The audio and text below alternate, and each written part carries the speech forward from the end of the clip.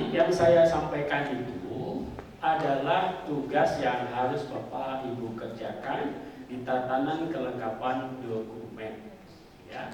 Di samping kelengkapan dokumen, Bapak dan Ibu sekalian, kepala sekolah itu juga memiliki peran untuk melakukan penilaian kinerja guru dan sasaran kerja pegawai.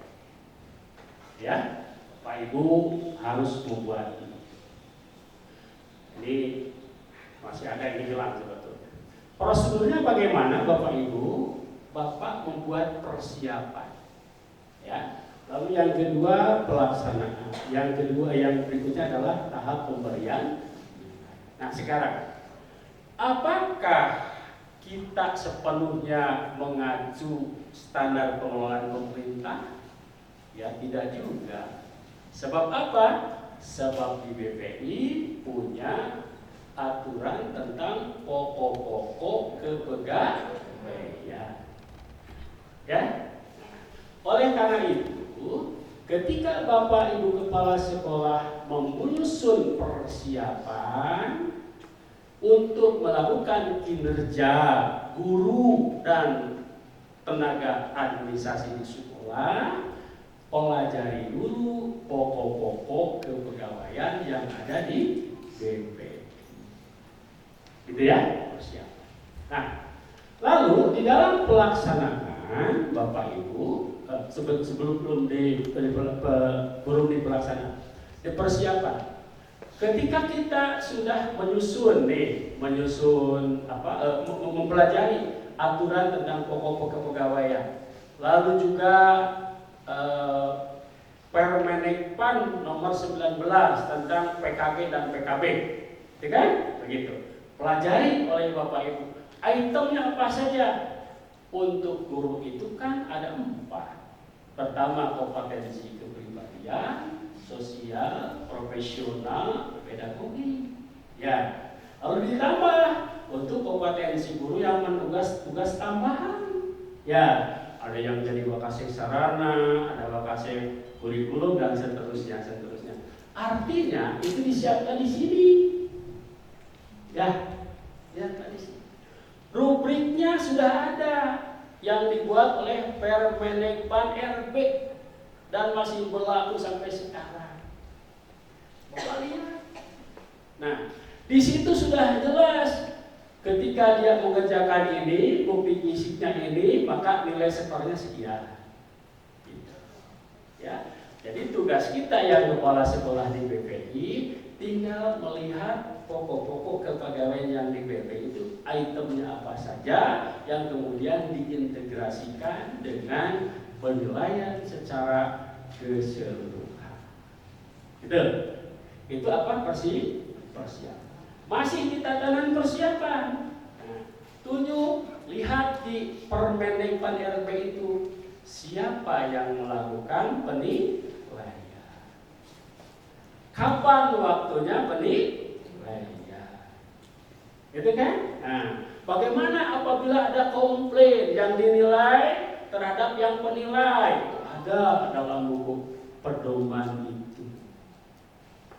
Jadi oleh karena itu, Bapak Ibu calon kepala sekolah harus buka itu referensi aturan PKB dan PKD-nya. Ya, jadi itu salah satu bagian dalam melaksanakan penilaian kinerja. Nah, setelah persiapannya matang, baru dilakukan pelaksanaan. Pelaksanaan dibuatkan timeline-nya kan? Nah, guru mata pelajaran ini oleh siapa, kan? Hari apa, tanggal berapa, perangkat yang harus disiapkan oleh penilai apa saja, tahapannya seperti apa, hasilnya dibagaimanakan, gitu kan? Pelaksanaan. Nah, setelah itu baru pemberian nilai. Lanjut, ini tugas Bapak Ibu. Yang berikutnya adalah melaksanakan pengawasan dan evaluasi. Bapak Ibu, ini kan tata kelola, aturan tata kelola. Kalau aturan tata kelola kemudian disambungkan dengan Permendikbud nomor 6 tahun 2018, kaitannya dengan peran fungsi kepala sekolah itu kan ada 5. Ya. Pertama, kepribadian, sosial, kepemimpinan, ya, leadership, manajerial, dan supervisi. Nah, kaitannya dengan peran Bapak Ibu sebagai supervisi, maka Bapak Ibu harus melakukan pengawasan. Nah, ini diatur pengawasannya. Sekolah menyusun program pengawasan secara objektif, bertanggung jawab dan berkelanjutan. Menyusun program pengawasan secara objektif.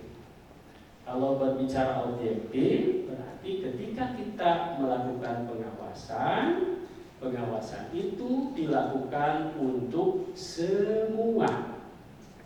Ya kan? Begitu.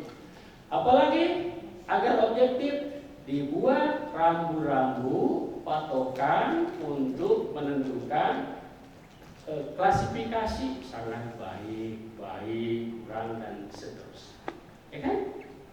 Lalu agar objektif, dipublikasikan, disosialisasikan sehingga semuanya memahami.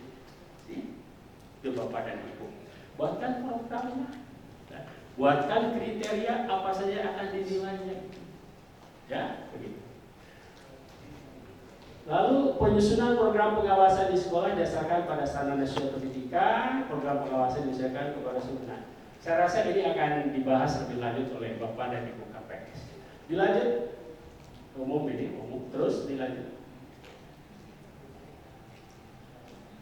Nah, sebentar. Nah, yang berikutnya, Bapak Ibu, peran kepala sekolah berdasarkan tata kelola yang dibuat pemerintah. Kepala sekolah juga berperan sebagai pemimpin pembelajaran.